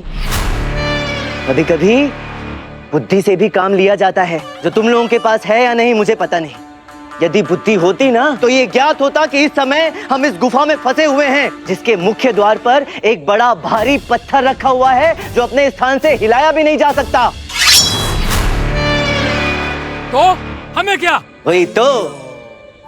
बुद्धि के कोलुओं, भेड़ियों से नहीं डरते, बेवकूफी से तो डरते हो। इस पत्थर को हटाने में तुम्हें कम से कम 7 से 8 लोगों की शक्ति लगेगी। यदि तुमने हम लोगों को मार दिया ना तो तुम्हारी शक्ति आधी हो जाएगी। फिर क्या करोगे? कैसे निकलोगे इस गुफा से? कैसे रखोगे स्वयं को जीवित? अरे यही समाधि बन जाएगी तुम चारों की भी। तुम्हारे साथ साथ तुम्हारा लक्ष्य भी धराशायी। इसलिए बुद्धिमानी इसी में है कि हम सब एक साथ मिलकर इस पत्थर को पहले हटाएं, बाहर जाएं, उसके पश्चात तुम भले हमें मार देना। कम से कम मरना हो तो मनुष्य के हाथों से मरे, भेड़ियों के दांतों से तो नहीं। क्यों महाराज? हाँ बिल्कुल।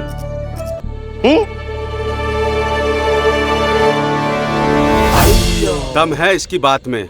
जब हम ही नहीं रहेंगे तो हमारे मकसद का क्या होगा? किलाड़ी राजमहल पर हमला करने की हमारी साजिश नाकामयाब हो जाएगी, सुल्तानों को हम क्या जवाब देंगे? ठीक है, पहले इस पत्थर को हटाते हैं, बाद में इसे दुनिया से उठाते हैं। चलो सब के सब। योजना बड़ी अच्छी है पंडित रामकृष्ण। धन्यवाद महाराज।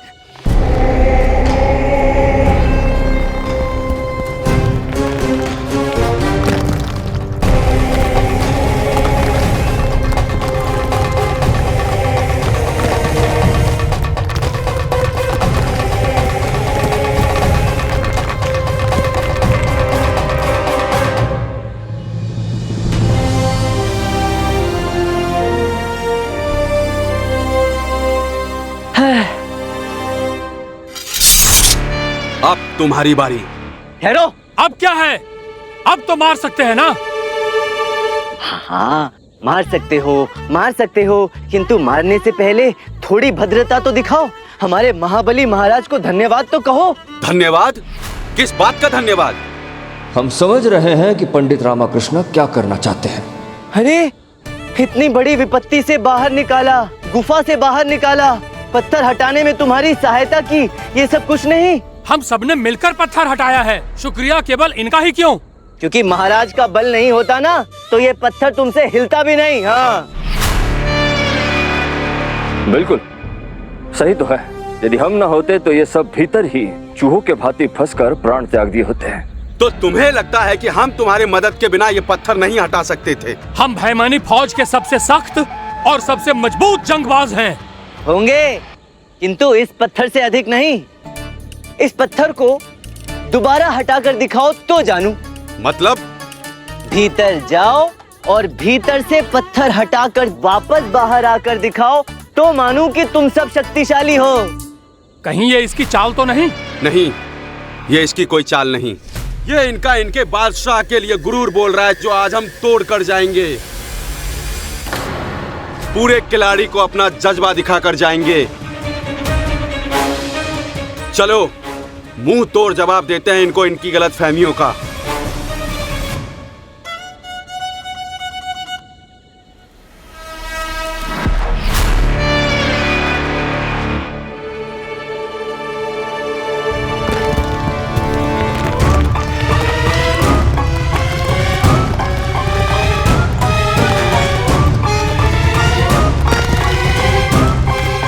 हो गया, अब दिखाओ कितने बलशाली बलवान हो तुम सब।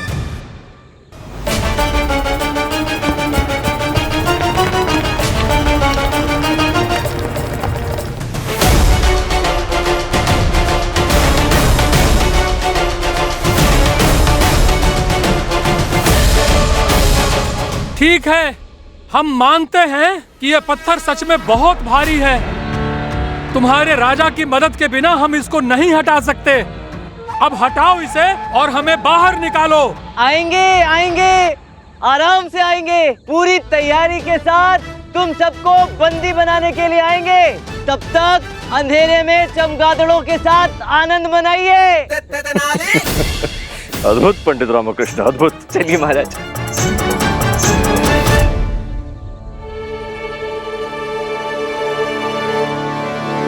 अंततः सिद्ध हो ही गया कि आपको अपने साथ यहाँ लाने का हमारा निर्णय बिल्कुल सही था पंडित रामकृष्ण। एक बार फिर से सिद्ध कर दिया है आपने कि बुद्धि से बड़ा कोई शस्त्र नहीं।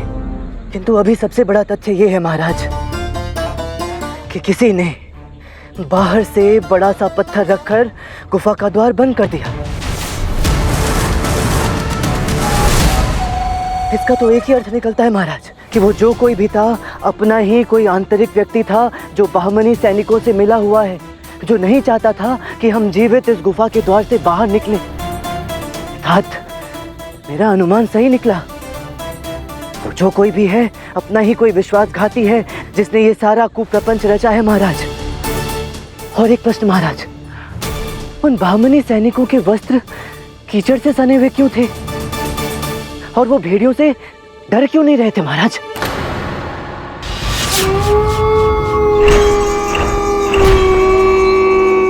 ये अभी तक क्या क्या कर रही है? कहीं इन्होंने ही गुफा का दरवाजा बाहर से बंद तो नहीं किया तुमने?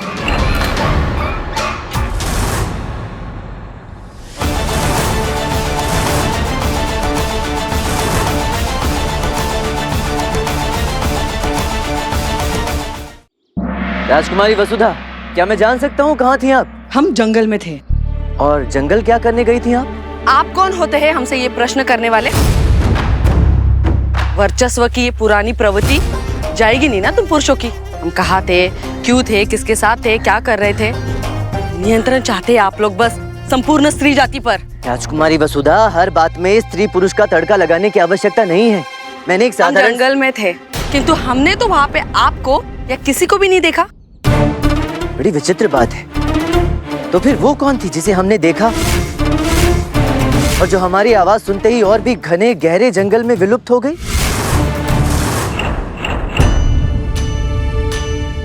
आप जंगल क्या करने गई थी? हम जंगल में ये सुगंधित फूल तोड़ने गए थे।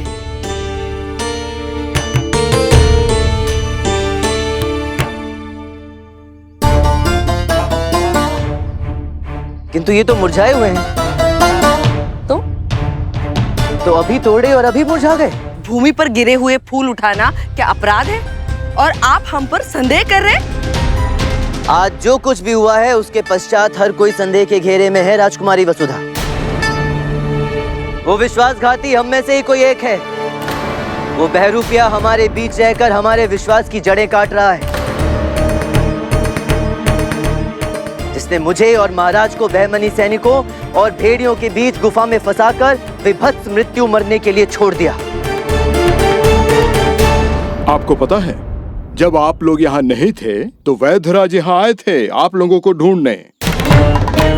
ये हो सकता है कि शायद उनके पास कोई महत्वपूर्ण जानकारी हो जो आपको देना चाहते हैं। क्या मैं उन्हें बुला लूं? शीघ्र बुलाइए, बड़ी कृपा होगी प्रभु। वैसे आप सब कहाँ थे, ये प्रश्न मैं आप लोगों से बाद में पूछूंगा।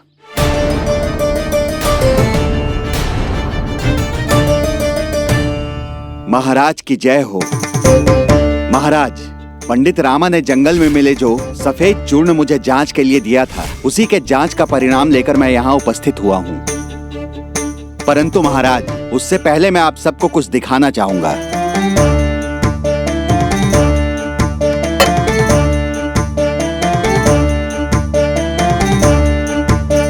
अब जो चीज आप सबको दिखाई देगी उसे आप लोग देख नहीं पाएंगे, पर मेरा अनुरोध आप सब से है कि आप लोग डरे नहीं, संयम से काम लें और आत्मनियंत्रण बनाए रखें।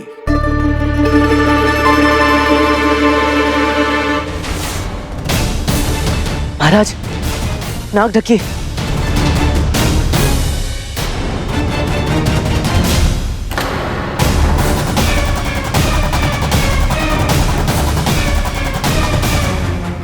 चुड़ैल, चुड़ैल, साहस, साहस, साहस, साहस। हाथी, हाथी।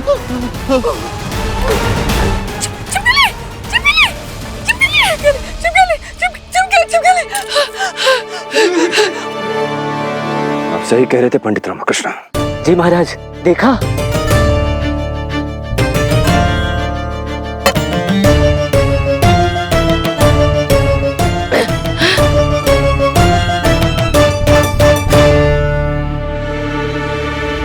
महाराज, ये विशेष रसायन धतूरे के पौधे से बनाया गया है। महाराज, ये गंध हमारे मस्तिष्क में दबे हमारी पुरानी बुरी स्मृतियों को और भी प्रबल कर देता है, जिससे हमारे भीतर बैठे हमारे भय दृष्टि भ्रम बनकर हमारे सामने जागृत हो उठते हैं। जैसे जैसे ये धुआं छटता है, गंध का प्रभाव कम होता है, हम उस दृष्टि भ्रम से बाहर आते हैं। महाराज, मेरे विचार से ये कोई श्राप नहीं, ये किसी मनुष्य के मस्तिष्क की एक योजना है। उचित शब्दों में कहूं तो बहमनी शत्रुओं की एक अद्भुत योजना। पहले श्राप की अफवाह फैलाओ, फिर भेड़ियों को भेजो, लोगों के मन में श्राप का भय पैदा करो, इतना भय कि सैनिक से लेकर राजा तक भय के मारे क्षीण हो जाएं, और फिर उसी भय का लाभ उठाकर भय से कांपते खिलाड़ी राज्य पर आक्रमण करके उसे अपने अधीन कर ले। अब आवश्यकता है उस बड़े पद चिन्ह वाले मनुष्य को ढूंढने की, जिसने हमें उस गुफा में फंसाकर हमें मारने का कुप्रयास किया।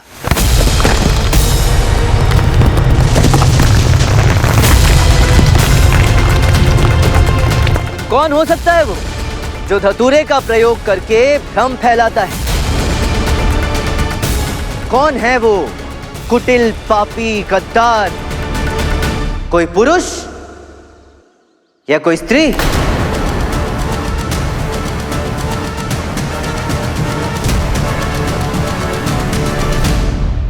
हमारे लिए आश्चर्य का विषय ये है महाराज कि इतने ज्ञानी, विद्वान, तांत्रिक होने के पश्चात तांत्रिक अचंभा को इस बात का अनुमान लगा लेना चाहिए था, परंतु इस संदर्भ में इन्होंने आपकी सहायता क्यों नहीं की पंडित रामा?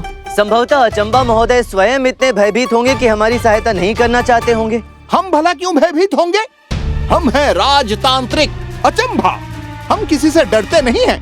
यदि हमें सफेद रसायन जांचने के लिए दिया गया होता तो निश्चित रूप से हम वही परिणाम लेकर आते जो वैधराज लेकर आए हैं। अभी तो चुड़ैल चुड़ैल करके भयभीत हो रहे थे आप, क्यों? हमारे विचार से इस प्रकरण का अधिकांश हिस्सा सुलझ चुका है और बचे हुए प्रश्न का उत्तर देने के लिए हमारे पास स्वयं बहमनी सैनिक भी है और उनके वो पालतू भेड़िए भी।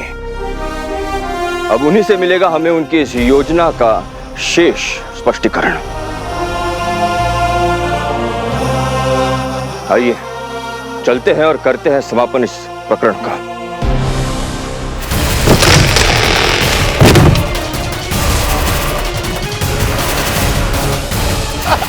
तू अपनी फिक्र कर पंडित, हम खुद भेड़िए हैं, हमें उनसे कोई खतरा नहीं। मुख्यमंत्री धर्मसेना जी, बेमनी सैनिकों को पकड़ने के लिए सक्षम सैन्य दल का प्रबंध किया जाए। जो आज्ञा महाराज। क्या हुआ पंडित रामकृष्ण, क्या सोच रहे हैं आप? कुछ नहीं महाराज, चलते हैं। हम भी आपके साथ चलते हैं। हम भी तो देखें कि आखिर वो कौन महिला है जिसमें आप सबको हम दिखाई दिए। उचित है, चलिए। कभी कभी एक करछी से दो व्यंजन भी पकाए जाते हैं। हो सकता है इसी बहाने इस रहस्य पर पड़ी धूल भी साफ हो जाए।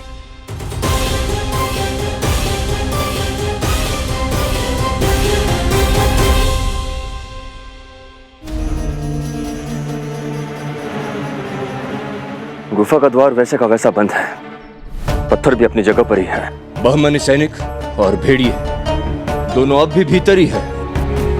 द्वार बंद है महाराज, किंतु मैं दावे के साथ कह सकता हूं कि भीतर कोई भी नहीं है। बहमनी सैनिक और भेड़िए तो दूर, अंदर उनकी हवा तक नहीं मिलेगी हमें। कैसे? आपको लगता है वो धुआं बनकर हवा में लुप्त हो सकते हैं? हाथ कंगन को आरसी क्या, पत्थर हटवाइए और स्वयं देख लीजिए।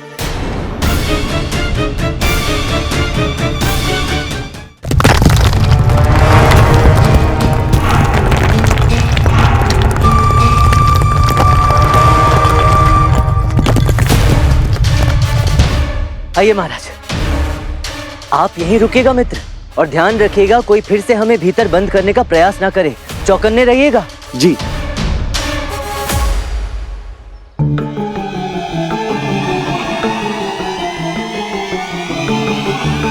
ये बहमनी सैनिक कहाँ गए?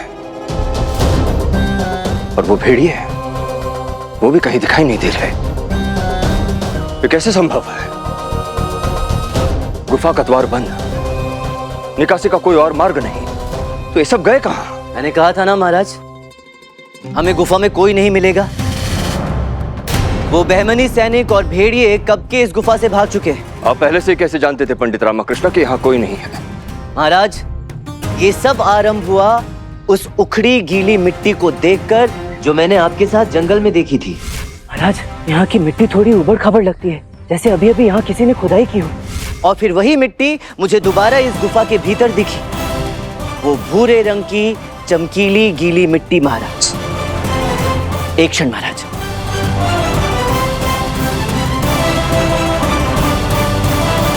ये देखिए महाराज, यही हल्के भूरे रंग की चमकीली मिट्टी हमें बहमनी सैनिकों के सैन्य वस्त्रों पर भी दिखाई दी। इस मिट्टी का उनके सैन्य वस्त्रों पे होने का क्या कारण था? प्रत्यक्ष है कि दाल में कुछ तो काला अवश्य है महाराज। आइए महाराज, हमें आगे भी और साक्ष्य मिल सकते हैं।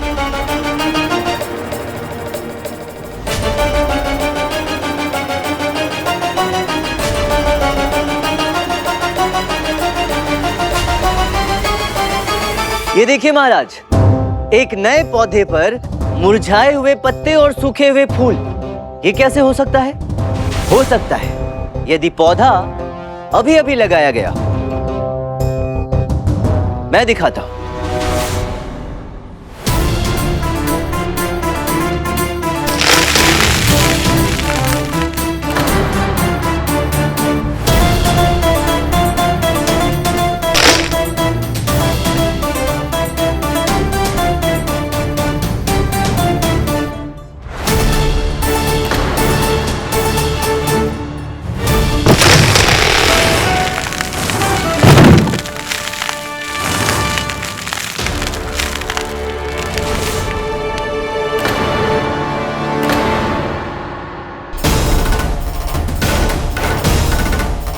ये देखिए महाराज, ये है उस भय की कुंजी जिसने संपूर्ण केलाड़ी में आतंक मचा रखा है। बहमनी सेना ने अपने बहमनी राज्य की सीमा से लेकर हमारे राज्य की सीमा केलाड़ी तक ऐसी बहुत सारी सुरंगें बनाई। इसी के माध्यम से बहमनी सैनिक अपने बहमनी राज्य से अपने प्रशिक्षित भेड़ियों के साथ केलाड़ी राज्य तक आया जाया करते थे। और यही कारण था कि उनके वस्त्रों पर वो भूरी चमकीली मिट्टी भी दिखाई देती थी महाराज। और सुरंगों का मार्ग चिन्हित करने के लिए ऐसे पौधे लगा देते हैं। और यही वो मार्ग था जहां से बहमनी सैनिक अपने भेड़ियों के साथ भाग निकले।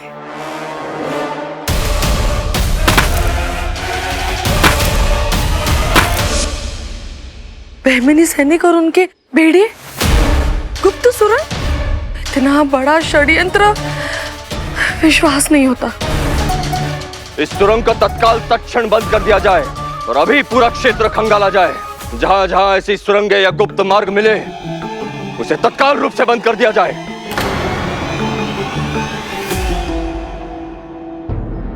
सिद्ध हुआ कि ये श्राप प्रकरण बहमनी सुल्तानों का ही एक कुटिल षड्यंत्र था पंडित रामकृष्ण। अंततः आपके अथक प्रयासों और विलक्षण सूझबूझ से इस श्राप के अंधविश्वास की धूल छटी और सत्य का सूर्य उदय हुआ। अद्भुत पंडित रामकृष्ण, अद्भुत।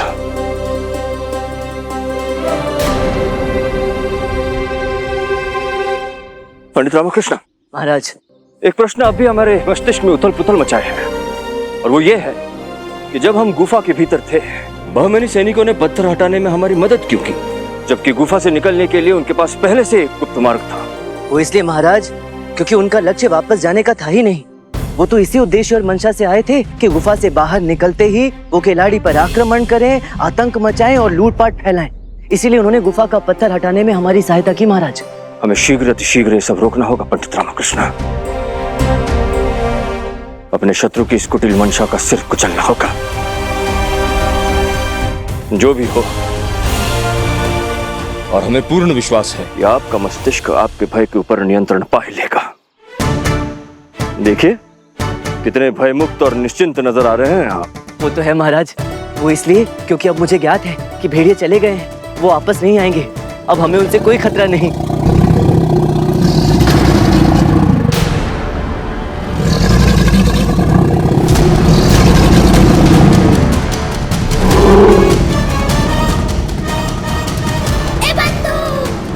इसलिए कहते हैं खुशी जरा सोच समझकर मनानी चाहिए। बुरे समय की नींद बड़ी कच्ची होती है। और मना खुशी। ले आ गए तेरे प्राण प्रिय मित्र तेरा भोजन करने।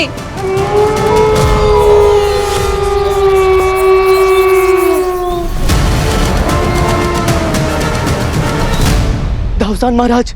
क्या? सावधान सावधान महाराज, भेड़िए आ गए हैं, यहीं कहीं आसपास ही हैं। किंतु कैसे? हमने तो सुरंगें बंद करवा दी थी, फिर ये बाहर कैसे आए? संभव है कोई सुरंग बंद नहीं हुई हो महाराज, कोई सुरंग छूट गई होगी जिसमें से ये भेड़िए आए हैं।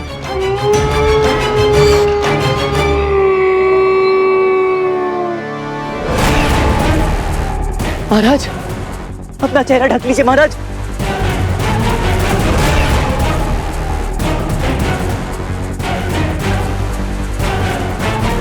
निश्चित रहिए पंडित रामकृष्ण, शत्रुओं का कपट इस बार सफल नहीं होगा। आज हमारे हाथों इन भेड़ियों का अंत निश्चित है। आज ये तमाशा हमेशा हमेशा के लिए समाप्त होगा। आइए।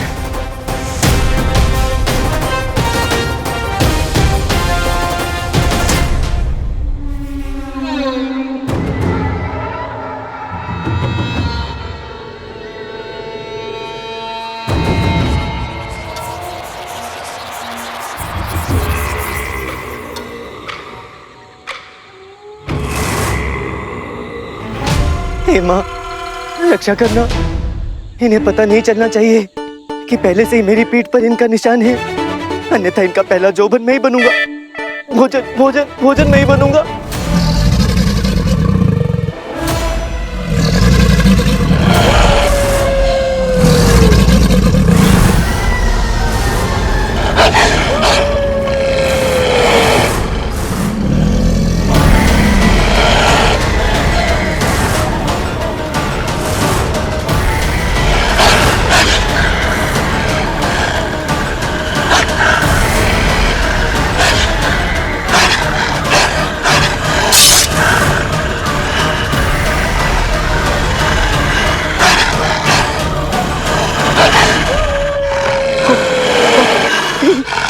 घबराइए नहीं पंडित रामकृष्ण, वचन दिया है आपको सकुशल विजयनगर वापस ले जाने का। तो अब चाहे आंधी आए या प्रलय, हम आपको कुछ नहीं होने देंगे।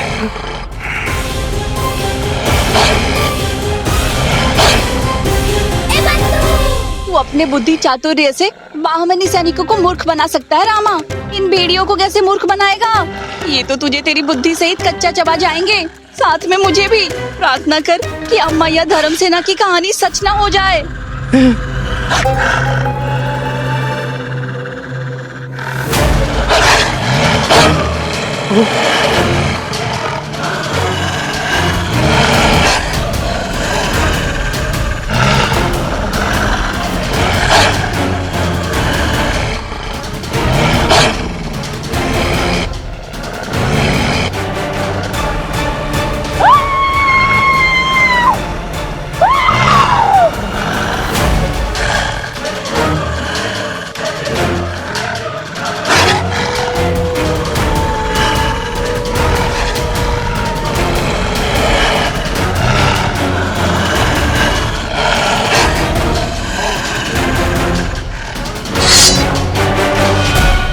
महाराज, वो कौन सा शब्द है जो आप हमेशा कहते हैं?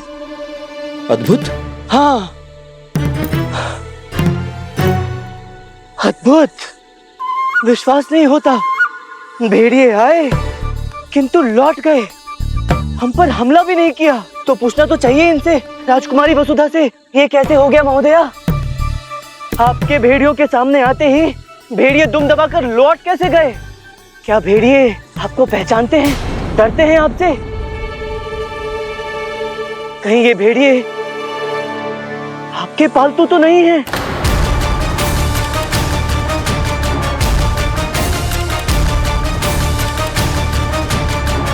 कहीं इस श्राप की मुख्य कर्ता धर्ता आप तो नहीं?